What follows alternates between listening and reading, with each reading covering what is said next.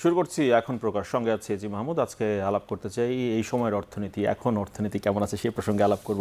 আমার সঙ্গে আজকে আলাপে স্টুডিওতে রয়েছেন ডক্টর খন্দকার গোলাম মোয়াজ্জেম, গবেষণা পরিচালক সিপিডি, এবং সেই সঙ্গে রয়েছেন মোহাম্মদ হাতেম, তিনি নির্বাহী সভাপতি বিকেএমইএ, এবং রয়েছেন সৈয়দ আলমাস কবির, সাবেক সভাপতি বেসিস। তিনজনকে স্বাগত আমাদের এই আজকের আলাপে এবং আজকের আয়োজনে। আলাপটা শুরু করতে চাই মোহাম্মদ হাতেম আপনাকে দিয়েই। গেল সপ্তাহে আমরা দেখেছি 5-6 দিনের মতো ফ্যাক্টরি বন্ধ ছিল। তো ফ্যাক্টরি বন্ধ ছিল, তাতে বেশ চাপে পড়েছিলেন শিল্প মালিক যারা রয়েছেন, ব্যবসায়ী যারা রয়েছেন তারা। এরপর যখন আবার সব কিছু চালু হতে শুরু করলো, তখন পরিস্থিতির কতটুকু উন্নতি ঘটলো বাণিজ্য পরিস্থিতি, সেই আলাপ দিয়ে আলোচনাটা শুরু করতে চাই। আমাদের মূলত বৃহস্পতিবার থেকে আমাদের ফ্যাক্টরিগুলি কাজ বন্ধ হয়ে গিয়েছে। তো বৃহস্পতিবার পরে মঙ্গলবার পর্যন্ত কাজ বন্ধ ছিল, অলমোস্ট 6 দিন। তো আমরা যদি ধরি যে মাসে আমাদের $4 বিলিয়ন রপ্তানি হয়, তাহলে প্রতিদিন $160 মিলিয়ন, অর্থাৎ 6 দিনে প্রায় $960 মিলিয়ন, মানে $1 বিলিয়নের কাছাকাছি আমরা রপ্তানি ক্ষতিগ্রস্ত হয়েছে বা বাধাগ্রস্ত হয়েছে।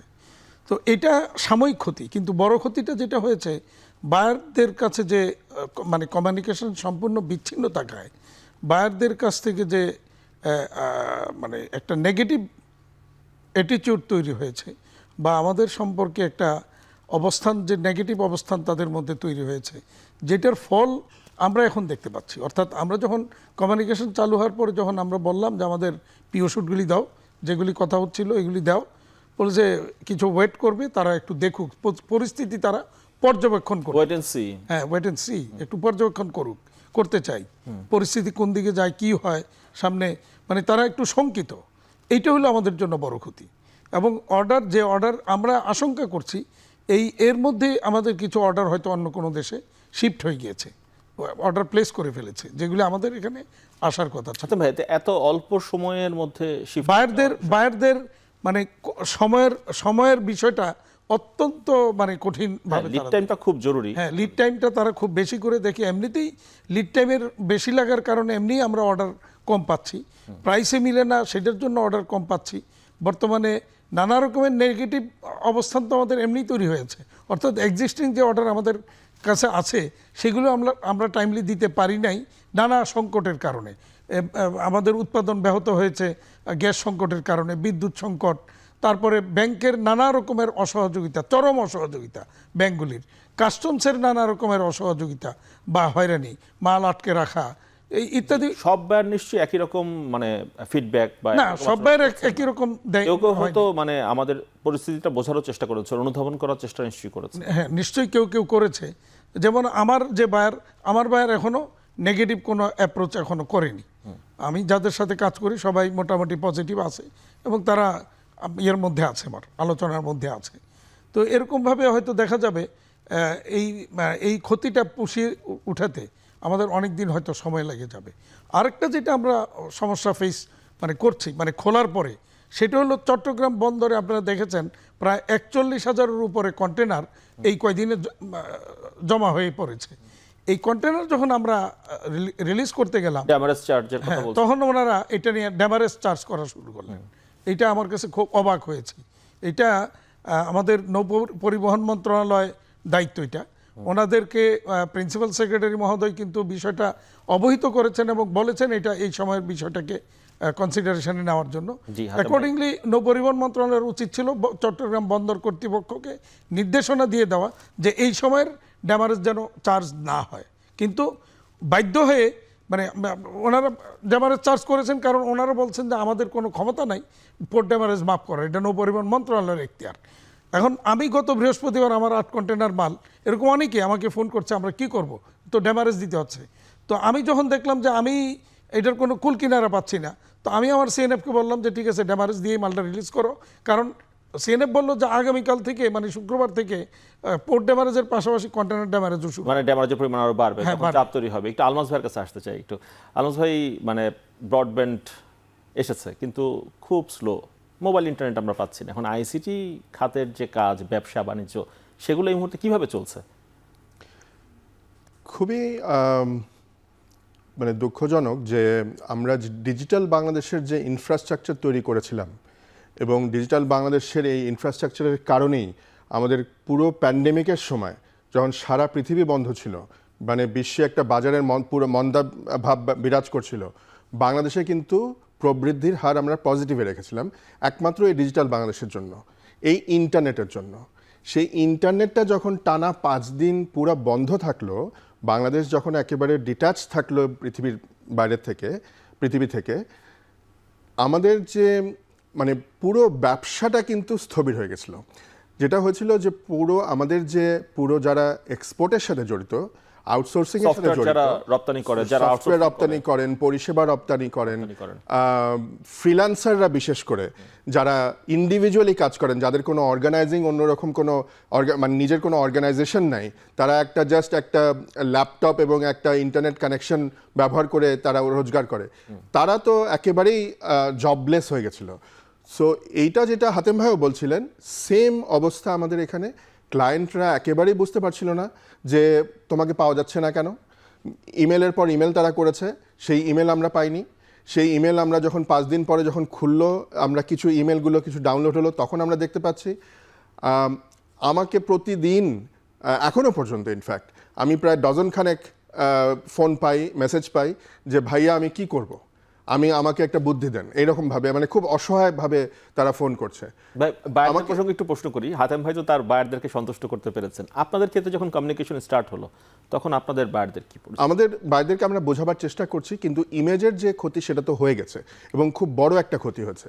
যেটা প্রবলেম যেটা হচ্ছে সেটা হচ্ছে যে আমাদের এখানে বেশ কিছু বড় বড় যারা আউটসোর্সিং কোম্পানি যারা বিপিওতে কাজ করে, তাদের কিন্তু অন্যান্য 2-3টা দেশেও কিন্তু প্রেজেন্স আছে, অপারেশনস আছে।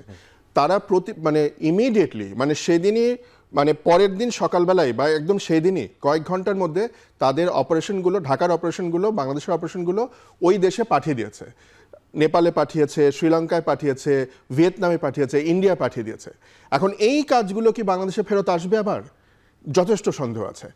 আমাদের এখানে কয়েকটা কোম্পানি আছে যাদের হয়তো অপারেশনস আছে ইউএসএ, ইউকেতে এবং ইউরোপের কয়েকটা জায়গায়।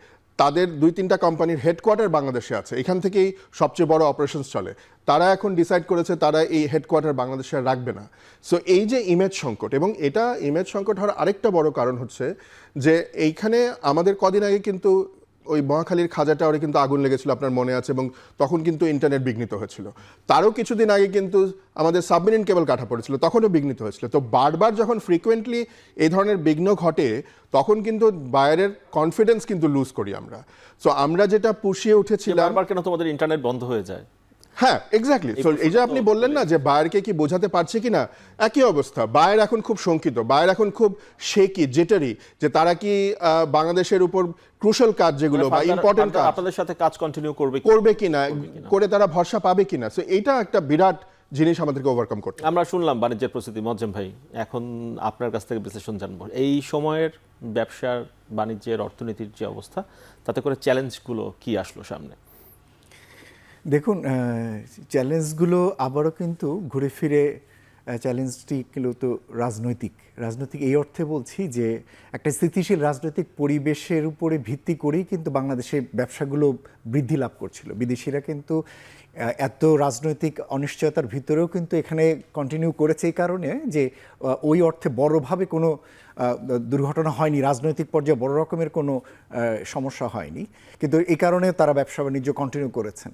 এই যে গার্মেন্টস খাতে যেটা দেখছেন, দীর্ঘদিন এরা ব্যবসা করেন বাংলাদেশের পরিস্থিতি তারা জানেন, এবং সে কারণেই তারা হয়তো এর মধ্যেও তারা হয়তো ছিলেন। কিন্তু আইসিটি খাত, নতুন খাত, ইমার্জিং খাত, তারা এই গার্মেন্টস খাতের মতো পুরনো বায়ার সেখানে হয়তো এখনও হয়ে ওঠেনি। সুতরাং তারা যে কোনো ধরনের রাজনৈতিক যে কোনো নতুন পরিস্থিতির সঙ্গে তারা এখনও ওয়াকিবহাল নন। কিন্তু যেটা হলো যে এর ফলে বাংলাদেশের এই যে স্থিতিশীল রাজনৈতিক পরিবেশ বলে আমাদের একটা যে বলবার একটা চেষ্টা ছিল এতদিন, সেটা একটা ঝাঁকি খেলো। কিন্তু ফলে আমি বলবো যে এটা একটা বড় চ্যালেঞ্জ, এবং সেই চ্যালেঞ্জটি কিন্তু সামনের দিনগুলোতে আসলে থাকবে। এবং এর কারণে আমরা নিজেরা একটু বোঝার চেষ্টা করেছিলাম ক্ষয়ক্ষতি আসলে কেমন হলো বিভিন্ন পর্যায়ে। সেখানে আমরা তো জীবনহানির ক্ষতি তো বড়, কিন্তু আমরা যদি খাতভিত্তিক বলি, আমরা সরকারি বিভিন্ন প্রতিষ্ঠানগুলোর ক্ষতি আমরা দেখতে পাচ্ছি, কয়েক হাজার কোটি টাকা, সেটা তো আমরা বুঝতেই পারছি। বেসরকারি খাতের আমরা ক্ষতিগুলো দেখতে পাচ্ছি, গার্মেন্টস খাত না শুধু, কিন্তু একেবারে ফিজিক্যাল অ্যাসেটস যাদের নষ্ট হয়েছে, তাই না, পরিবহন নষ্ট হয়েছে, বিল্ডিং নষ্ট হয়েছে, অন্যান্য জিনিস নষ্ট হয়েছে, যারা কিনা সন্ত্রাসীরা যারা এগুলো পুড়িয়েছে তাদের টোল প্লাজা, হ্যাঁ এগুলো টোল প্লাজা, মেট্রো স্টেশনের মতো আইকনিক জায়গাগুলো আমাদের, বাংলাদেশ টেলিভিশন, হ্যাঁ সেটা আমাদের জন্য আসলে বড় ক্ষতি। আবার একই সাথে আমরা এই যে ইন্টারনেট ভিত্তিক যে ব্যবসা, এটা তো শুধু ইন্টারনেট সার্ভিস ওয়ালারাই ব্যবসা করেন না, ইন্টারনেট ব্যবহার করে গার্মেন্টস ওয়ালারাও ব্যবসা করেন, বা যে কোনো সেক্টরে আমরা ব্যবসা করি। এই যে ক্রস সেক্টরাল যে ব্যবসা, সেটা এফেক্টেড হয়েছে।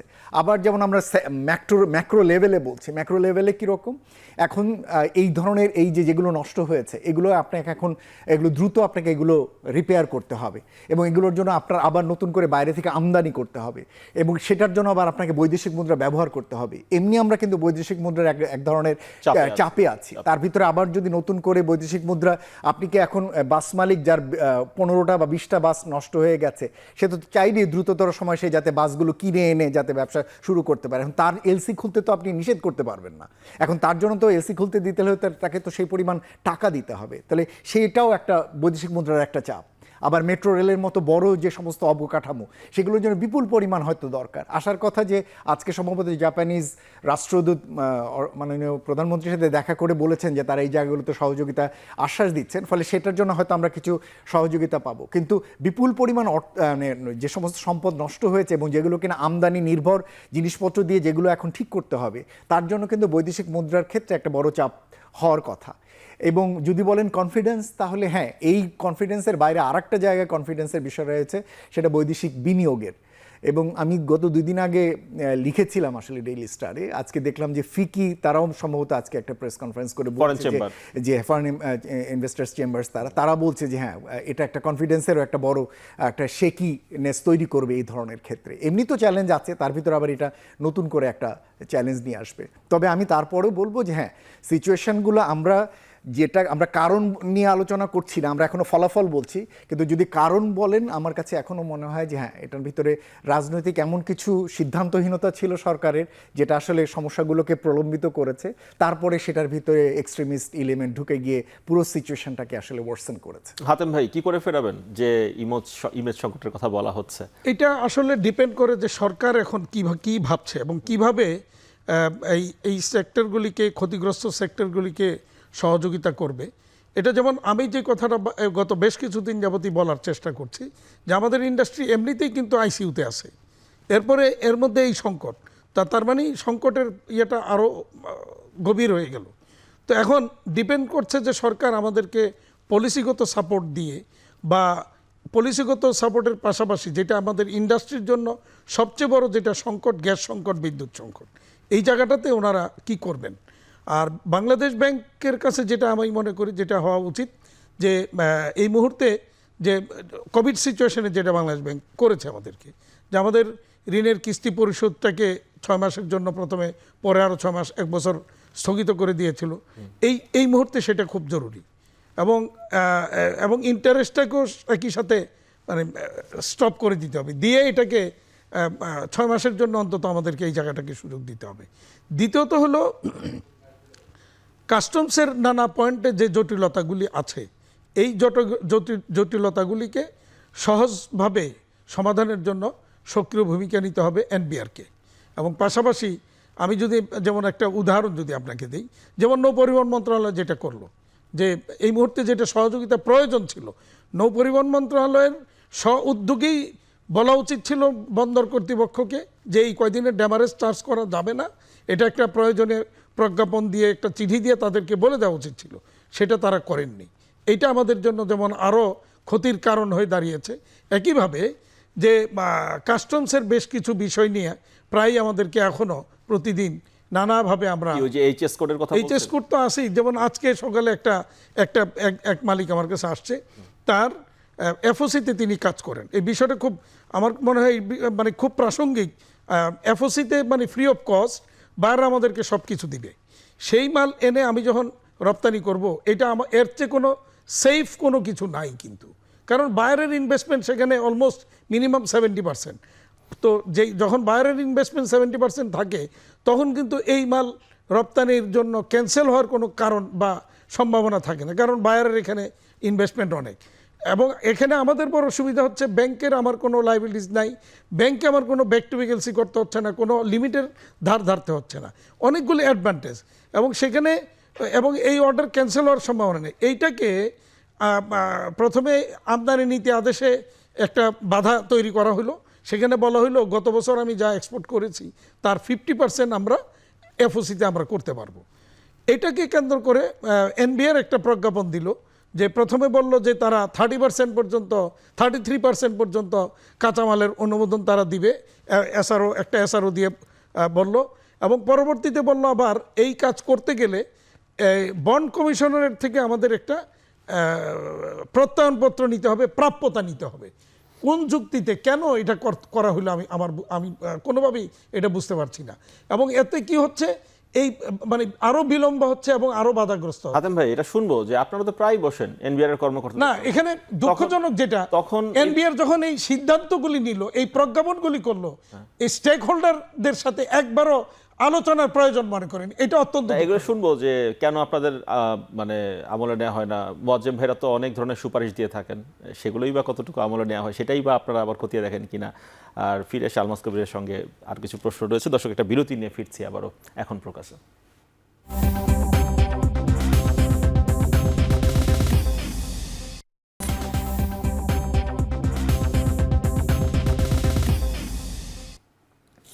বিরতির পর আবারও ফিরে এলাম এখন প্রকাশ্যে। আলাপ করছি আমরা এখনকার অর্থনীতি প্রসঙ্গে। একটু আলাপ করতে চাই সৈয়দ আলমাস কবির আপনার কাছে। সেটি হচ্ছে, আমরা সফটওয়্যার বিজনেসের কথা শুনলাম, আমরা ফ্রিল্যান্সারদের কথা শুনলাম, এখন ই কমার্স তো বেশ জমজমাট, এফ কমার্স, ই কমার্স।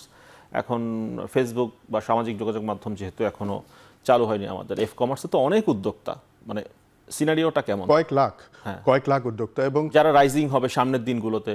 হ্যাঁ, মানে আমাদের যে ডিজিটাল কমার্স, মানে ই কমার্স এবং এফ কমার্স মিলিয়ে যে ডিজিটাল কমার্সটা আমরা বলি, এইটাতে কিন্তু বেশিরভাগ কিন্তু আপনার এফ কমার্স, এবং তারা কিন্তু সবাই কিন্তু রেজিস্টার্ড না। সো এখানে ইনফর্মাল সেক্টরে কিন্তু অনেকে কাজ করে, এবং এর 50% কিন্তু মহিলা উদ্যোক্তা। আপনি বিশ্বাস করবেন না যে একেবারে প্রত্যন্ত অঞ্চল থেকে একটা ছোটোখাটো কিছু হয়তো আচার বানিয়ে, ঘি বানিয়ে তারা কিন্তু বিক্রি করছে, গৃহবধূরা বিক্রি করছে। এবং একটা যদি জাস্ট একটা পার্সপেক্টিভ দেই, যে দিনে আমাদের কিন্তু এর আগে ডেলিভারি হতো 7 থেকে 8 লক্ষ ডেলিভারি পার ডে। সো আমি যদি ধরে নিই যে এক একটা ডেলিভারির টিকিট সাইজ হচ্ছে আবার 500 টাকা, অনেক বেশিও হয়, কম হয়, আমি অ্যাভারেজ 500 টাকা ধরলাম, তাহলে আপনি দেখেন, হিসাব করেন একদিনে কত টাকা আপনার লস হচ্ছে, মানে ডেলিভারি কম হচ্ছে, মানে 8 লক্ষ ইন্টু 500। সো এই যে একটা হিউজ, এবং এইখানে যেটা হচ্ছে যে এখানে যে শুধু যে এস্টাবলিশ বড় বড় কোম্পানি ক্ষতিগ্রস্ত হচ্ছে তা না, এখানে ক্ষুদ্র উদ্যোক্তারা কিন্তু ক্ষতিগ্রস্ত হয়েছে। এবং এই যে আমরা বিভিন্ন যে ডেলিভারি করি, এই ডেলিভারি ম্যানগুলো ক্ষতিগ্রস্ত হয়েছে। তারা তো পার ডেলিভারিতে তারা একটা কমিশন পায়। সো এইখানে একটা বিশাল ক্ষতি। আমি ফ্রিল্যান্সারদের কথা যেটা হচ্ছিল, ফ্রিল্যান্সার আমরা বলে থাকি যে 6.5 লক্ষ ফ্রিল্যান্সার আছে বাংলাদেশে।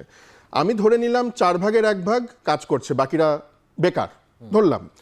এই 4 ভাগের 1 ভাগ আপনি ঘন্টায় $10 করে তারা ইনকাম করে, ধরেন দিনে 8 ঘন্টা মিনিমাম তারা কাজ করে, তাতেই আপনি যদি গুণ করেন দেখবেন $13 মিলিয়ন পার ডে তারা লস করেছে। 13 মিলিয়ন পার ডে, শুধু এই কজন 4 ভাগের 1 ভাগ ফ্রিল্যান্সার্স।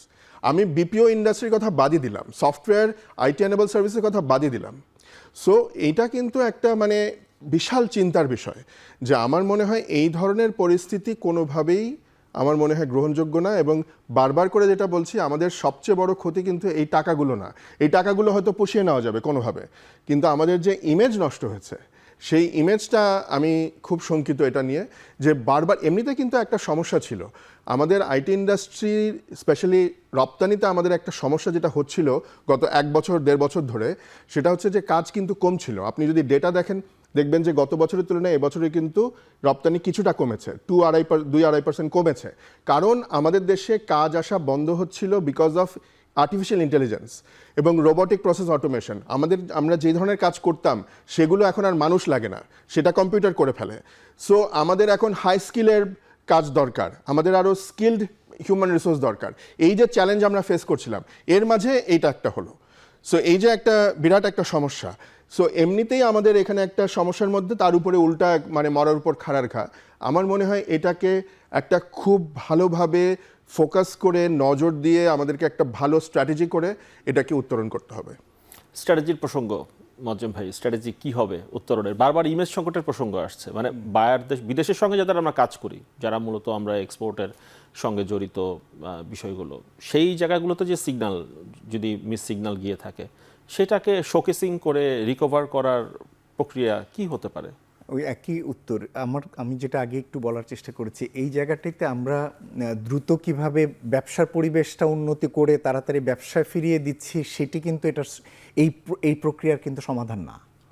সমাধানটা কিন্তু যে কারণ থেকে সৃষ্ট সেটির কি সমাধান হচ্ছে, স্থায়ী কি সমাধান করতে পারছেন এই সরকার, সেটা কিন্তু সকলে লক্ষ্য করবেন, এবং সে সমাধানটা আসলে লাস্টিং কিনা সেটাও তারা দেখতে চাইবেন। মজ্জেম ভাই, এখানে আরেকটি প্রশ্ন করি, সেটা হচ্ছে আমরা দেখতে পাই যে অনেকটা G2G হয় অনেক ক্ষেত্রে, যে সেই দেশের ব্যবসায়ীরা আসতে চাইছেন কি চাইছেন না, তার চেয়ে গুরুত্বপূর্ণ হয় ওই দেশের সরকারের সাথে আমাদের দেশের সরকারের চুক্তি হয়েছে কিনা।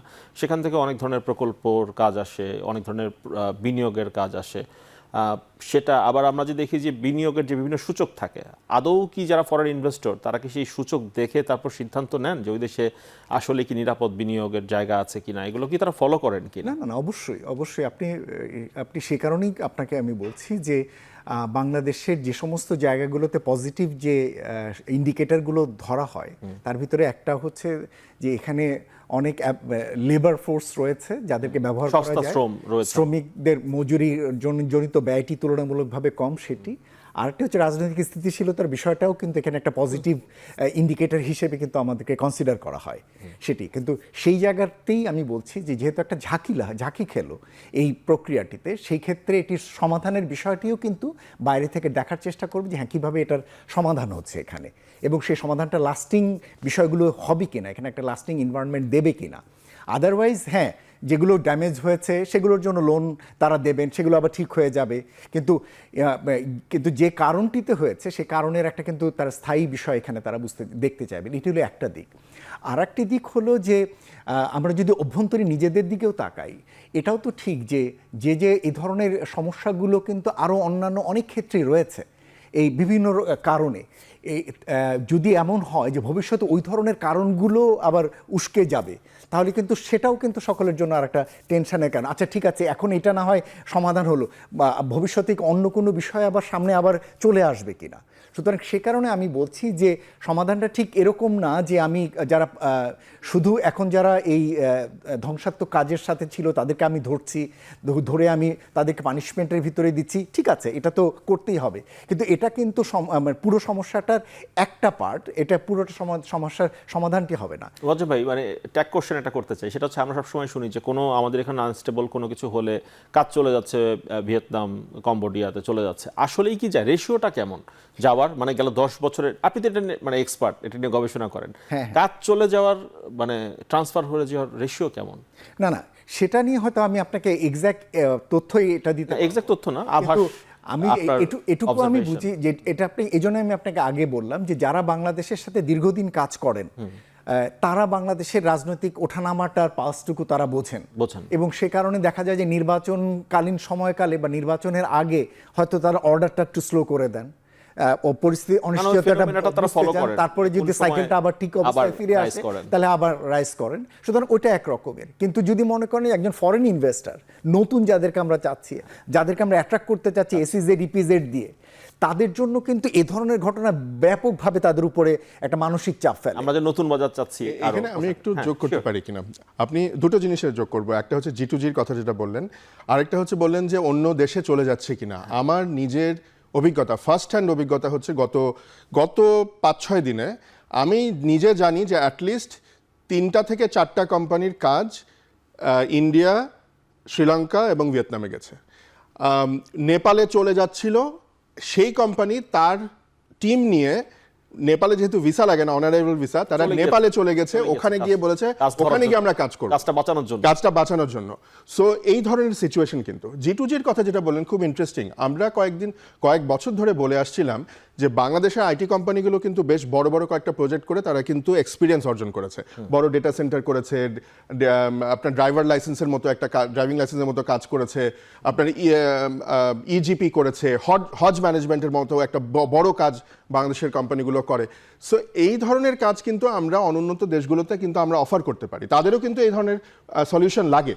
সো আফ্রিকার কোনো একটা দেশের সাথে, আমি একটা ধরে নিলাম, কোনো একটা দেশের সাথে যদি একটা G2G এগ্রিমেন্ট হয় এবং বাংলাদেশ বলে যে ঠিক আছে তোমাদেরকে আমি গ্র্যান্ট দিচ্ছি, সে 100 কোটি টাকা গ্র্যান্ট দিচ্ছি, তোমাদের এই কাজটা করে দিব আমরা, কিন্তু আমাদের কোম্পানিকে দিয়ে করাতে হবে, তাহলে টাকাটা কিন্তু আমাদের এখানেই ফেরত আসবে, কিন্তু আমাদের একটা এক্সপোজার হয়ে যাবে এবং রপ্তানির একটা ইমেজ কিন্তু বাড়বে। সো এই G2G এটাকে টেকনিক্যাল অ্যাসিস্ট্যান্ট বলে। এই টেকনিক্যাল অ্যাসিস্ট্যান্সের জন্য আলাদা একটা ফান্ডের কথা আমি মনে হয় কমপক্ষে 4 বা 5টা বাজেট ধরে বলে আসছি যে অ্যাটলিস্ট একটা 500 কোটি টাকার বাজেট করা হোক G2G এই টেকনিক্যাল অ্যাসিস্ট্যান্সের জন্য। সেটা কিন্তু আমার মনে হয় কনসিডার করা উচিত। এটাকে আমাদের ইমেজকে বাঁচানোর জন্য এটা একটা বড় সাহায্য করবে। হাতেম ভাই, আপনি তো আর ফ্যাক্টরি নিয়ে নেপাল চলে যেতে পারবেন না আলবাজ ভাইয়ের মতো, কোনো উপায় নেই। আপনার ওয়ে কি?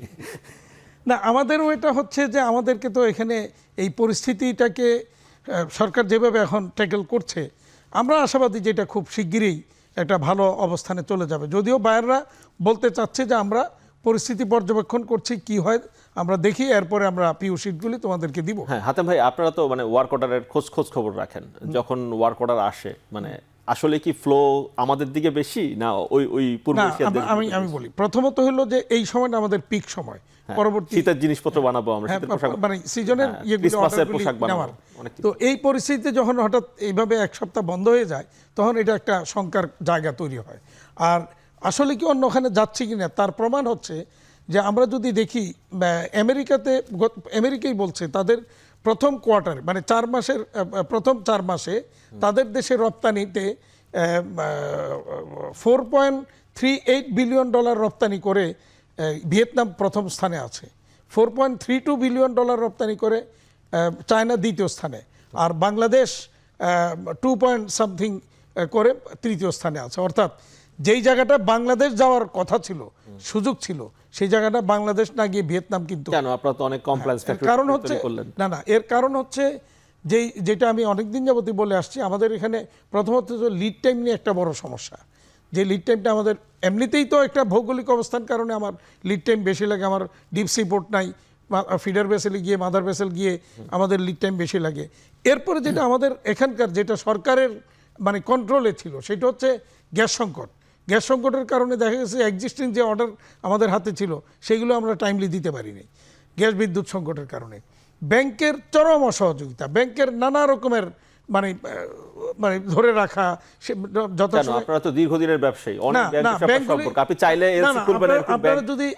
আপনারা যদি দেখেন বর্তমানে ব্যাংকগুলি যে পরিমাণ অসহযোগিতা করছে, নানা রকমের মানে ধরে, যেমন ধরেন হঠাৎ বললো যে আপনার লিমিট শেষ হয়ে গেছে, আপনার লিমিট আসুক মানে খালি হোক, এরপরে এলসি এরপরে দিব। তো যখন দেখা গেলো এইটা বলে আমার ব্যাক টু ব্যাকটা যদি 10 দিন দেরি করে, তো আমার লিড টাইম তো আরো 10 দিন খেয়ে ফেললো। আবার বললো আপনার ব্যাক টু ব্যাকের দায়টা ওভারডিউ হয়ে গেছে, এইটা তো না হওয়া পর্যন্ত আমি দিতে পারছি না। আবার পেমেন্ট আসতে দেরি হলো, ওখানে ওভারডিউ হয়ে গেছে, এটা ক্লিয়ার না হওয়া পর্যন্ত দিতে পারছি না। এরকম নানা রকমের অজুহাতে ব্যাংকগুলি মানে এত কঠিন করে ফেলছে যে এই জায়গাগুলিকে এখন আমরা আর সহজে আমরা ঠিক করতে পারছি না। এই ব্যাংকগুলির অসহযোগিতা রয়েছে, কাস্টমসের নানা রকমের অসহযোগিতা রয়েছে। তো সব কিছু মিলিয়ে বাংলাদেশের বর্তমানে এক্সপোর্ট সেক্টরটা খুব একটা ভালো নেই। এবং আপনি আসেন যে ইনভেস্টমেন্টের কথা বলছি, একটু আমরা হাতে ভাই একটা বিরতির সময় হয়ে গিয়েছে, বিরতির ফিরে এসে তারপর আপনার এই বাকি অংশটুকু শুনবো আমরা নিশ্চয়ই।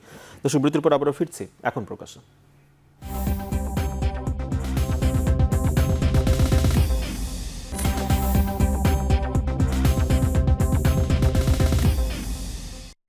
দর্শক, বিরতির পর ফিরে এলাম এখন প্রকাশে। এখন অর্থনীতি আলাপ করছি আমরা। মোহাম্মদ হাতেম জি, শুনছিলাম আমরা। দেখেন যেটা আমি বলতেছিলাম, যেমন গত সপ্তাহে চিরং কাস্টম হাউস কিন্তু একটা ভালো কাজ করেছে। তারা কিন্তু মানে চেষ্টা করেছে যে কোনো উপায় হোক কিছু গুডস ডেলিভারি দেওয়া বা এক্সপোর্টের কাজকে ত্বরান্বিত করার জন্য ম্যানুয়াল পদ্ধতিতে এটা কিন্তু তারা করেছে। এটা যেমন আমরা এটাকে সাধুবাদ জানাই। কিন্তু আবার পাশাপাশি এরকম হয় যেটা দেখা যায় যে সামান্য কিছু ইস্যু ধরে মালটাকে রপ্তানির মালটাকে আটকে দেওয়া হলো। এআরও লেভেলের একজন কর্মকর্তা গিয়া এটাকে আটকে দিল। শেষ পর্যন্ত হয়তো দেখা গেল এটা নিয়ে দেন দরবার করে করে সেটাকে ইয়ে করা হলো, অথবা দেখা গেল যে একটা মাল আসছে এটা আটকে দেওয়া হলো। এরকমভাবে নানা রকমের সামান্য ছোটোখাটো বিষয় নিয়ে এগুলি করা হয়ে থাকে। হ্যাঁ, উপরের লেভেলে যখন আমরা বলি, যেমন commissioner, joint commissioner, additional commissioner লেভেলে জানাইলে পরে ওনারা সহযোগিতা করেন, কিন্তু ফিল্ড লেভেলে গিয়ে সেই হ্যাঁ, সহযোগিতা কিন্তু আপনারা ফিল্ড পান লেভেলে না। এখন কয়জন কমিশনার বা জয়েন্ট কমিশনার লেভেল পর্যন্ত যেতে পারে। তো তখন দেখা যায় যে নিচের লেভেলে তাদেরকে হয় ঘুষ দিয়ে তখন উদ্ধার হয়ে আসতে হয়, আর যদি ঘুষ না দেওয়া হয়, চাহিদা মতো ঘুষটা যদি না দেওয়া হয়, তখন সেখানে ওই মালটা আটকে গেল। তো যার ফলে অনেকেই এই জায়গাটাতে সমস্যা ফেস করতে পারেন না। তো এই জায়গাগুলি যদি আমাদের, যার কারণে আমরা কিন্তু অনেকটা ব্যাকফুটে চলে গেছি। এখন আসেন আপনি যে ইনভেস্টমেন্টের কথাটায়, ইনভেস্টমেন্ট যদি আমরা আমাদের এখানে বিদেশি ইনভেস্টমেন্ট আমরা ডাকি, গত 1-1.5-2 মাসে চায়নার অনেকগুলি ডেলিগেশন আমাদের এখানে আসছে, আমাদের সাথে মিটিং করেছে। আমরা নানাভাবে তাদেরকে এখানে ইনভেস্ট করার জন্য আকৃষ্ট করেছি। গত সেপ্টেম্বরে একবার, জুনে একবার আমি এবং ফারুক হাসান সহ আমরা একটা টিম চায়নাতে গিয়েছিলাম। তাদেরকে এখানে আসার জন্য আমরা আহ্বান জানিয়েছি, তারা আমাদের ডাকে সাড়া দিয়ে আসছে। তো আমরা না হয় বললাম না যে কাস্টমসের এত সমস্যা, এই বিদ্যুৎ নাই, গ্যাস নাই, এগুলো আমরা না হয় তাদেরকে বললাম না, বাট কিছু চাইনিজ তো এখানে আসে ব্যবসা করে। এরা যখন তাদের সাথে মিট করে, তারা তো এই কথাগুলো তখন এই কথা যখন শুনবে যে প্রতিনিয়ত কাস্টমসে নানা রকমের হয়রানির শিকার হচ্ছে, মানে আমাদের গ্যাস নাই, তখন আর বিনিয়োগ করতে কেউ মানে একটু মজেম ভাই শুনি, তারা তো পলিসি নিয়ে কাজ করেন। মজেম ভাই, অনেক তো সুপারিশ দেন আপনারা এই প্রসঙ্গে, কিভাবে? আর আমাদের ক্ষেত্রে যদি বলেন, আমরা তো এখন আইসিইউতে আছি, আমরা তো আর নতুন করে ইনভেস্টমেন্টের চিন্তা করার আমাদের সুযোগই নেই, মানে ওই মানসিকতাই নেই। মজেম ভাই, আমরা তো মানে শুনি যে আমরা তো অনেক কমপ্লায়েন্স ফ্যাক্টরি করলাম, আমরা বিশ্বমানের অনেক ধরনের আরএমজি ফ্যাক্টরি করলাম, আপনারা পরামর্শ দিয়ে থাকেন। আমরা তো বলি আমরা যে আমরা আরও বেশি নতুন বাজার খুঁজবো পোশাকের জন্য, রপ্তানি এক্সপোর্ট বাস্কেটটাকে বড় করব, অনেক ধরনের পলিসি আপনারা সুপারিশ দিয়ে থাকেন। সেগুলো আমলে নেওয়া হয় কতটা, বা আমলের না নেওয়ার পিছনে কি কারণ কাজ করে? কখনো এটা আপনারা খতিয়ে দেখেছেন কিনা সিপিডি থেকে? না, আমরা ওইভাবে খতিয়ে দেখিনি। তবে যেটা হাতেম ভাই যতটা মানে প্রেশারের কথা বলছেন, আইসিইউর কথা, আমার মনে হয় না গার্মেন্টস কাট এতটা আইসিইউর মধ্যে আছে। একটু আপত্তি আছে। চাপের ভিতরে নো মুয়াজ্জেম ভাই, আপনারা জানেন না, আপনারা সত্য ঘটনাটা জানার চেষ্টা করেন না, জানেন না, এই জন্য এটা আমরা দুঃখিত। কারণ আমি জানি আমাদের সেক্টরের লোকজনের তো বিভিন্ন উনি এই কথা বলতে পারেন না, কারণ আমি জানি আমার সেক্টরের লোকজনের অবস্থা কি। প্রতিদিন কত লোকের হাহাকার আমাকে শুনতে হয় as a executive president of বিকিম, এটা আমি জানি, ওনারা জানেন না। হাতেম ভাই, আমি তো ওভারঅল এক্সপোর্ট দেখে তো বোঝার চেষ্টা করি। ওভারঅল এক্সপোর্ট তো এটা ফলস রিপোর্ট এতদিন দিয়েছে, এটা তো এখন প্রমাণিত হয়েছে। আমি তো গত 1.5-2 বছর যাবত বলেছি যে ইপিবি যে তথ্য দিচ্ছে এটা সঠিক নয়, এটা সঠিক চিত্র নয়, এবং এই সঠিক চিত্র না হতেই আমাদের যে পলিসি হয়েছে, পলিসিগুলিও রং হয়েছে এই 1.5-2 বছর যাবত, যার ফল আমাদেরকে এখন ভোগ করতে হচ্ছে, যার ফল এখন আমাদের এক্সপোর্ট ডিক্লাইনিং, এবং আমরা বিশ্বে এখন মজেম ভাইয়ের কাছ থেকে শুনি বরং, যে মজেম ভাই আপনারা যখন হিসাব করেন। না মজেম ভাই এরকম কথা বলেছেন, এটার আমি প্রতিবাদ জানাচ্ছি। ওনারা সঠিক তথ্য তুলে ধরেন না। আচ্ছা, আমরা শুনি তার কাছ থেকে। মজেম ভাই, আপনারা যখন হিসাব করেন তখন কার তথ্য দিয়ে হিসাব করেন? মূলত আমরা দুটো তথ্যই নেই, EPB, Bangladesh bank, Bangladesh bank, দুটো তথ্যই নেই। এবং যেটা বলা হচ্ছে যে আসলে এক্সপোর্টের পরিমাণ হয়নি, কিছু সমস্যা তো আছেই, কিন্তু তারপরে আমার মনে হয় যে এক্সপোর্টের একটা বড় অংশ, যেটা হাতেম ভাইরা বলে থাকে 4-5% আসলেও বাইরে যাওয়ার পরে সেগুলো ডিসকাউন্টে বিক্রি করতে হয়, টাইমলি সেগুলো শিপমেন্ট হয় না, সেই সমস্ত সমস্যা হয়। কিন্তু একটা অংশ রিপ্যাট্রিয়েট হয় না, এবং সেই সমস্যাটা আছে আমাদের এখানে, যে পরিমাণ এক্সপোর্ট হয় সেই পরিমাণ রিপ্যাট্রিয়েট হচ্ছে না, সেটা তারাও এগ্রি করেছেন, এবং আমি ওই ডাটা থেকে সেটাও আমি দেখার চেষ্টা করি। এই তথ্যটাও ভুল, বাংলাদেশ ব্যাংক এটা প্রমাণ করেছে এই তথ্যটা ভুল। কারণ বাংলাদেশ ব্যাংক বলেছে এর আগে যে $12 বিলিয়ন আমরা শুনেছি, $9 বিলিয়ন এক্সপোর্ট প্রসিড বাংলাদেশে আসে নাই, কিন্তু এখন যখন বাংলাদেশ ব্যাংক এখন ফিগার দিল যে 33 বিলিয়ন, মানে যেখানে 46 বিলিয়ন ইপিবি বলছে সেখানে 33 বিলিয়ন রপ্তানি, 14 বিলিয়ন 15 বিলিয়নের যখন একটা 13 বিলিয়নের যখন একটা গ্যাপ তৈরি হলো, তাহলে ওই 12 বিলিয়ন প্রসিড আনে নাই, এই তথ্যও কিন্তু সেখানে আর থাকে না। আচ্ছা, মজা ভাই কাছে শুনি আমরা একটু। মজা ভাই, একটা প্রশ্নও করি আপনাকে। এই যে ইপিজেড গুলোতে যখন পণ্য তৈরি হয়, সেখানে যে কাঁচামাল ঢোকে, সেটা যদি লোকাল মার্কেটে আসে, এই হিসাবায়নের ওই প্রক্রিয়াগুলো, সমস্যাগুলো ঠিক আছে, ওই সমস্যাগুলো ডাবল কাউন্টিং এর সমস্যা, মিস রিপোর্টিং এর সমস্যা, সেটা ঠিক আছে, কিন্তু যেটা বলা হচ্ছে যে এই পুরোটাই এক্সপোর্ট হয়নি, এই কথাটা ঠিক না। এক্সপোর্ট আসলে বেশ বড় পরিমাণই হয়, কিন্তু একটা অংশ রিপ্যাট্রিয়েট হয় না আমাদের এখানে, সেটা আমরাও বুঝি যে রিপ্যাট্রিয়েট যে হয় না এখানে, এবং একটা অংশ যে বাইরে থেকে যায় সেটাও আমরা টের পাই যখন দেখি যে এখানকার বাইরে কেউ যখন অফিস খুলছেন, অফিস চালাচ্ছেন, বা বিভিন্নভাবে সেখানে বিভিন্ন রকমের অ্যাক্টিভিটিস চলছে, নামে বেনামে সেটা তাহলে কিভাবে গেল সেটার প্রশ্ন আসে। তো সেখান থেকেই বোঝা যায় যে হয়। আর ওই পরিমাণ এক্সপোর্টের এগেনস্টে তো আমি কাঁচামাল আমদানি করছি, এবং সেটার কাঁচামালের হিসেবটাও যদি আমি কনসিডার করি, তাহলে তো আমি বুঝতে পারি যে হ্যাঁ কী পরিমাণ আসলে আমার যে ডোমেস্টিক ভ্যালু অ্যাডিশন কনসিডার করে যদি করি, তাহলে আমি বুঝতে পারি যে হ্যাঁ আমার কী পরিমাণ এক্সপোর্ট হওয়ার কথা। সুতরাং এটা যে হচ্ছে না তা না, একটা অংশ হিসেবের গরমিল রয়েছে, সেটা তো আমরা বুঝি, কিন্তু একটা অংশ ফেরত আসছে না, এবং সেটার ক্ষেত্রে এলসির সমস্যা রয়েছে, সময় লাগছে, অনেক দেরিতে আসছে, এরকম ধরনের সমস্যা রয়েছে। ফলে এলসি টু এলসি যদি সেন্ট্রাল ব্যাংক যদি চেক করে দেখে, তাহলে দে উইল গেট দ্য, হ্যাঁ, প্রত্যেকটা কেস টু কেস আসলে চেক করা উচিত সেন্ট্রাল ব্যাংকের, যে যেটা ওপেনিং হচ্ছে এবং সেটা কখন সেটেল হচ্ছে বা সেটেল হচ্ছে কিনা সেটা তার চেক করা দরকার। দুর্ভাগ্যবশত এই ধরনের হিউজ ডাটা, এটা খুব সহজ কাজ না, এটা একটা হিউজ ডাটা, এটা করতেও ঝামেলা হবে, কিন্তু সেটা করা উচিত বলে আমরা মনে করি। তো সেটা হচ্ছে ডাটা সংক্রান্ত বিষয়, যেটা ফলে পুরোটাই এক্সপোর্ট হয়নি এবং এক্সপোর্টটা একেবারে কমে 33 বিলিয়ন, এই কথাটার সাথে আমি অ্যাগ্রি করি না।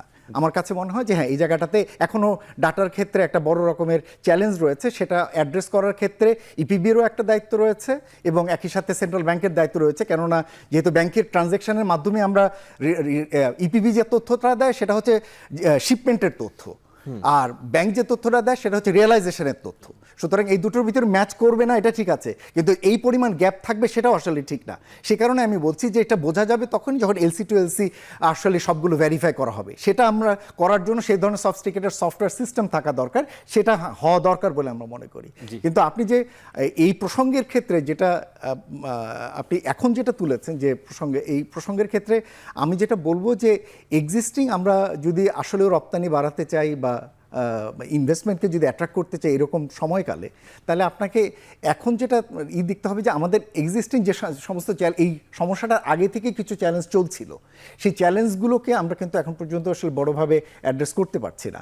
যেমন একটা হচ্ছে যেমন আসলে জ্বালানির সংকট, শুনবো জ্বালানি সংকটটি বিস্তারিত শুনবো। একটা বিরতির সময় হয়ে গিয়েছে, ফিরে এসে আলমাজ ভাইয়ের কাছে ফিরবো, তারপর আপনার কাছে চ্যালেঞ্জগুলো জানবো। একটি বিরতির সময় হয়েছে, ফিরছি আবারও।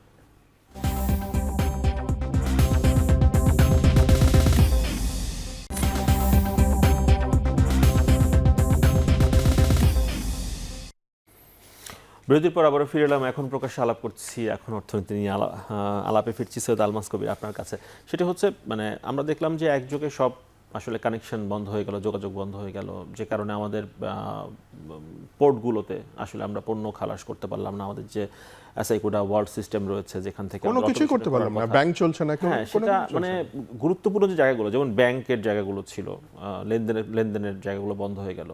এটি মানে সমগ্রটা পুরোটা একবারে বন্ধ না করে পার্টিকুলার জায়গাগুলোতে বন্ধ করা বা পার্টিকুলার জায়গাগুলোতে চালু রাখা সম্ভব ছিল কিনা? অবশ্যই সম্ভব, আপনি সিলেক্টিভলি কিন্তু করতেই পারেন। এখনও যখন আমাদের ইন্টারনেট ব্রডব্যান্ড ইন্টারনেট যখন শুরু করা হলো, তখন কিন্তু সব এলাকায় শুরু হয়নি, আমরা কিন্তু এলাকা ভিত্তিক শুরু করেছি। এগুলো কিন্তু করা যায়, আপনি ইনস্টিটিউশন ভিত্তিক করতে পারেন, এখানে একেবারে আইপি অ্যাড্রেস ধরে করতে পারেন, যে মানে সব জায়গায় হয়তো বন্ধ, কিন্তু ওই একটা পার্টিকুলার ব্যাংক বা একটা পার্টিকুলার অর্গানাইজেশন চলবে, এগুলো কিন্তু করা যায়। যেমন এই বুথগুলোতে আমরা দেখলাম যে হ্যাঁ, সবই করা যায়। সো এগুলো আমার মনে হয় এই ধরনের হঠাৎ করে কোনো নিজার্ক রিয়াকশন না করে, একটু কনসিকুয়েন্স চিন্তা করে কিন্তু একটা স্ট্র্যাটেজিক একটা ব্যবস্থাপনা নেওয়া যেত। আমার মনে হয় সেখানে একটা অভাব ছিল। কিন্তু আমি যেটা আরেকটা জিনিস সাজেস্ট করতে চাই, সেটা হচ্ছে যে আমাদের ভবিষ্যতে যাতে এই যে বারবার বলছি যে ইমেজ সংকট, আস্থাহীনতা, এইটাকে কাটিয়ে ওঠার জন্য এবং আমাদের পৃথিবীকে দেখানোর জন্য আমরা আগে যেটা করেছিলাম যে আমাদের একটা সাবমেরিন কেবল ছিল, আমরা পরে আরেকটা আনলাম এবং টেরেস্ট্রিয়ালও আনলাম। তাতে কিন্তু আমাদের কনফিডেন্সটা আমরা দিতে পেরেছিলাম বায়ারদেরকে যে আমাদের দেখো রিডান্ডেন্সি আছে। সো এখন যেটা করতে পারি আমরা, স্টারলিংক ওয়েল আমাদের স্টারলিংকে যাওয়ার দরকার নাই, বিকজ স্টারলিংকের উপরে গভর্নমেন্টের কোনো ইয়ে থাকবে না, কন্ট্রোল থাকবে না। আমাদের যে নিজস্ব যে বঙ্গবন্ধু স্যাটেলাইট আছে সেটা ব্যবহার করে যদি আমাদেরকে ভিস্যাটের পারমিশন দেওয়া হয়, এবং আজকাল কিন্তু পোর্টেবল ভিস্যাট পাওয়া যায়, আপনি যেখানে সেখানে নিয়ে কিন্তু সেটা বসিয়ে আপনি করতে পারবেন, মানে যোগাযোগ করতে পারবেন ইন্টারনেটের সাথে। সো আমার মনে হয় এই পারমিশনটা কিন্তু দিয়ে দেওয়া উচিত, এটা ওপেন করে দেওয়া উচিত। অবশ্যই পারমিশন নিয়ে করতে হবে বিটিআরসির, কিন্তু এটাকে উৎসাহিত করা উচিত যে এইরকম যদি কোনো রকম দুর্যোগ ঘটে, প্রাকৃতিক দুর্যোগও হতে পারে, তখন যাতে অ্যাটলিস্ট আমরা এই স্যাটেলাইট ইন্টারনেট ব্যবহার করে যোগাযোগ মেনটেন করতে পারি।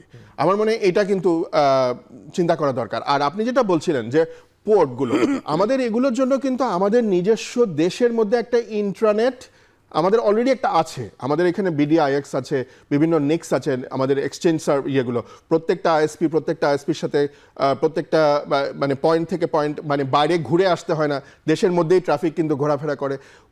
ওইটাকে যদি আমরা একটুখানি ঠিকভাবে ডিজাইন করতে পারি, তাহলে দেখা যাবে যে অ্যাটলিস্ট ইন্টারনাল কমিউনিকেশনটা কিন্তু আমার, যেমন মনে করেন ব্যাংকিং অপারেশনস, এই যে মানুষ যে বিকাশ করতে পারছে না, গ্যাসের বিল দিতে পারছে না, বিদ্যুতের বিল দিতে পারছে না, এগুলো তখন আর কোনো সমস্যা হতো না। সো আমার মনে হয় এই স্ট্র্যাটেজিটা এখনই করা দরকার। এবং last but not the least, data সেন্টারের একটু আরেকটু ইয়ে করা, ডাইভার্সিফিকেশন করা, শুধু একটা জায়গায় না রেখে এইখানে বিভিন্ন জায়গায় ছড়িয়ে দিয়ে টিয়ার 3 টিয়ার 4 ডেটা সেন্টারগুলো ব্যবহার করে মতো করে রাখা, যেন মানে শুধু সেকেন্ডারি টারশিয়ারি বলে যেন আমরা ব্যাকআপ দিয়ে অটোমেটিক্যালি একটা জায়গায় প্রবলেম হলে যাতে আরেকটা জায়গা থেকে অটোমেটিক্যালি ফাংশন করা শুরু করে, এটা খুব ইম্পর্টেন্ট। আমি এই জায়গাটাতে যে জায়গাটা বলতে চাচ্ছি, মজেম যেটা বলতেছিলেন যে আসে না, হ্যাঁ কিছু একটা পরিমাণ, সেটা খুবই নগণ্য। কীরকম নগণ্য? 5% পর্যন্ত বাংলাদেশ ব্যাংকে অ্যালাউড, যদি প্রসিড না আসে সেটা অ্যালাউড 5% পর্যন্ত। এখন যদি এর চেয়ে বেশি যদি কোনো পেমেন্ট কারণ না আসে, 120 ডেজের মধ্যে যদি প্রসিড না আসে, তাহলে যেদিন লাস্ট ডেট থাকবে ওই দিন রাত 12টার পর থেকে বাংলাদেশ ব্যাংকের ড্যাশবোর্ডে ওই কোম্পানির নামটা রেড মার্কে চলে যাবে। তো রেড মার্কে চলে গেলে পরদিন থেকে কোনো ব্যাংক ওই কোম্পানিকে কোনো রকমের ফ্যাসিলিটি দিতে পারবে না, ইভেন তার এক্সপোর্টের মানে ডকুমেন্টস পারচেস করতে পারবে না, তাকে ফার্দার ব্যাক টু ব্যাক দিতে পারবে, কিচ্ছু করতে পারবে না। তাহলে তো যারা এত প্রসিড আনলো না, তাহলে তাদের কার্যক্রমটা চলছে কি করে? এটা একটা প্রশ্ন। 2 নম্বর হচ্ছে যে বাংলাদেশ ব্যাংকে একটা ডিসকাউন্ট কমিটি আছে ফ্রম সিন্স 2003। আমি ওই কমিটির 2003 সাল থেকে মেম্বার, এখন আমি মেম্বার ওই কমিটিতে। সেখানে কোনো এক্সপোর্ট প্রসিড যদি কোনো কারণে না আসে, যৌক্তিক যদি কারণ থাকে, তাহলে সেইটাকে সেখান থেকে ওয়েবার নেওয়া বা ডিসকাউন্ট অ্যাপ্রুভ করার বিধান রয়েছে। তৃতীয়ত হলো বাংলাদেশের ফরেন এক্সচেঞ্জ অপারেশন ডিপার্টমেন্টে মনে করেন আমার প্রসিডটা যথাসময়ে আসতো না, তাহলে ওখানে নিয়ম হচ্ছে বাংলাদেশ ব্যাংকের ফরেন এক্সচেঞ্জ অপারেশন ডিপার্টমেন্ট থেকে এটাকে টাইম এক্সটেনশন করে নেওয়া। এর বাইরে কিন্তু এক্সপোর্ট প্রসিড না আসার কোনো, তাহলে মজ্জেম ভাই বলুক যে তাহলে এই যে এক্সপোর্ট প্রসিড আসলো না তাদের ব্যাপারে বাংলাদেশ ব্যাংক কি পদক্ষেপ নিল? এবং মজ্জেম ভাই আরেকটা একটু আপনি বলেন, সেটা হচ্ছে যে আমাদের ব্যাপারে আইটি ইন্ডাস্ট্রিতে কিন্তু জিনিসটা পুরো উল্টো। এইখানে কিন্তু ইপিবি এবং বাংলাদেশ ব্যাংক যেই ডেটাটা দেয়, আমরা কিন্তু এর অ্যাটলিস্ট 4 গুণ থেকে 5 গুণ আমরা বলি যে আরো বেশি এক্সপোর্ট হয়। সো এটাও আপনি একটু মন্তব্য করতে পারেন যে এইখানে যে একটা অ্যানোমালি। একটা পয়েন্ট দিয়ে দিই যে এক্সপোর্ট, ভুলে গেলাম এটা, ঠিক আছে মজ্জেম ভাই, হ্যাঁ জবাবগুলো নেই মজ্জেম ভাই। একই সাথে দেখতে পাচ্ছেন যে আইটি ইন্ডাস্ট্রির ক্ষেত্রেও উল্টোটা হচ্ছে, যে রিপোর্ট হচ্ছে সেটাও আসলে আন্ডার রিপোর্টিং হচ্ছে। আর এখানে আমরা যেটা ইপিবির ক্ষেত্রে যেটা হাতেম ভাইরা ক্লেম করছেন, যেটা ওভার স্টেটমেন্ট হচ্ছে, ওভার রিপোর্টিং হচ্ছে। এক্ষেত্রে যেটা আমাদের নজর রাখা দরকার সেটা হচ্ছে যে আমাদের সব ক্ষেত্রে এই ধরনের বিজনেস ডিলসগুলো কিন্তু এলসির মাধ্যমে হয় না। এখন ইনক্রিজিংলি আমাদের এলসির ব্যবহার কমে গেছে, যেহেতু আমাদের ট্রাস্ট বেড়েছে, ওভার টাইম আমাদের কনফিডেন্স বেড়েছে ঈদের বায়ারদের সাথে, এখন কিন্তু ডাইরেক্ট কন্ট্রাক্টে হয়। এখন সেগুলোর ক্ষেত্রে কিন্তু এই এলসির এই নিয়মটা তাদের জন্য আসলে প্রযোজ্য হবে না, যেটা এলসি টু এলসির ক্ষেত্রে, যেটা যেহেতু আমাদের ইনক্রিজিংলি একটা বড় অংশ এখন আমাদের ডাইরেক্ট পারচেস কন্ট্রাক্টের মাধ্যমে হয়। সুতরাং সেই জন্যই বলার বিষয়টা যে আমি এখনও বলছি যে হ্যাঁ পুরোটা যে অ্যানোমেলি তা পুরোটা যে বাইরে থাকছে তা না, একটা অ্যানোমেলি আছে, সেটা তো রিপোর্ট হয়েছেই। এসইজেড এ ইপিজেড এর মাধ্যমে যেটা ডাবল কাউন্টিং এগুলো হচ্ছে, কারণ ইপিবি তো সে সেগুলো রিপোর্ট করছে, যেগুলো তার কাছে যাচ্ছে সেগুলো তো সে রিপোর্ট করছে। সুতরাং সেই জায়গাটাই আমি দেখতে বলছি যে ইপিবি যেটা রিপোর্ট করছে এবং সেটা এই যে 180 ডেজ বা কোনো ক্ষেত্রে এটাকে আবার ডেফার করা আছে সম্ভবত ঈদ সময় না না কি বলে একটু সংশোধন করি। আপনি বলেন যে এলসির মাধ্যমে যেটা যায় সেটা কন্ট্রাক্টে যেটা যায় সেটা হিসাবে আসে না, বিষয়টা এরকম না। বাংলাদেশ থেকে $1 যদি এক্সপোর্ট হয় ইএক্সপি ফর্ম ফিল আপ করে বাংলাদেশ ব্যাংকে আপলোড দিয়ে ওইটা এক্সপোর্ট করতে হয় এবং সাথে সাথে ওইটার ফিগার ওখানে চলে যায়। এবার এটা সেলস কন্ট্রাক্ট হোক, এলসিতে হোক, কোনো কন্ট্রাক্ট ছাড়া হোক, যেভাবেই হোক, সেইখানেই প্রশ্নটি যে ইএক্সপি ফর্ম ফিল আপ করে যেহেতু হচ্ছে এবং সেই ডাটাটাই কিন্তু আমার ইপিবির মাধ্যমে সেটা রিপোর্ট হচ্ছে, কারণ না ইপিবির মাধ্যমে সেটা হয় না, ইপিবির কাছে যাচ্ছে সেটা। No EPB SI coder- SI আপনারা কোডাটা যেটা- হচ্ছে শিপিং বিল থেকে যেটা এনবিআর এর সিস্টেমে আপলোড হচ্ছে হ্যাঁ। সেটা ইপিবি সেখান থেকে নিচ্ছে। আচ্ছা, সেখানে আলোচনা মনে হয় আরো একদিন মানে আমাদের করতে হবে বিষয়টা। আমার মূল বিষয়টা হচ্ছে যে আমাদের রিপোর্টিংয়ে হয়তো চ্যালেঞ্জ রয়েছে এবং টাইমের ডিসপ্যারিটির কারণে হয়তো কিছুটা অ্যানোমালি রয়েছে, কিন্তু এই সমস্যাটা তো ঐতিহাসিকভাবেই আমাদের এখানে রয়েছে যে আমাদের এখানে যে পরিমাণ আসলে এক্সপোর্ট হচ্ছে তার অনেকটাই আমাদের এখানে ঠিকমতো ফেরত আসছে না, জি, এবং সেই চ্যালেঞ্জটা এখনো রয়েছে। হ্যাঁ, সেটা তো আমরা এবং বিভিন্নভাবে আইটি ইন্ডাস্ট্রিতে আবার আইটি ইন্ডাস্ট্রি কোনো উল্টো কাঁচামাল কিন্তু আনতে হচ্ছে না, এটা সব তো মেধা। সো আপনি যে ওই হিসাবটাও কাউন্টার ব্যালেন্স করতে পারছেন। আলোচনাটি খোলা থাক, নিশ্চয়ই আরো একদিন আলাপের সুযোগ হবে। অসংখ্য ধন্যবাদ মজ্জেম ভাই, হাতেম ভাই, এবং একটা পয়েন্ট আমি একেবারেই সময় নেই। একটা পয়েন্ট এড করে দিই। মুয়াজ্জেম ভাইকে আমি আলমাস ভাই, অসংখ্য অনুরোধ করব যে আমাদের ইন্ডাস্ট্রি যে ভালো নেই, আমি চ্যালেঞ্জ দিয়ে বললাম যে আপনারা আসেন, নিশ্চয়ই তারা তাদের সেই গবেষণা সেই বিষয়টি audit আসবে। করেন, হাতেম audit ভাই, করে শেষ দেখেন। করতে হচ্ছে আজকে এখন প্রকাশ। ধন্যবাদ সবাইকে সঙ্গে থাকার জন্য।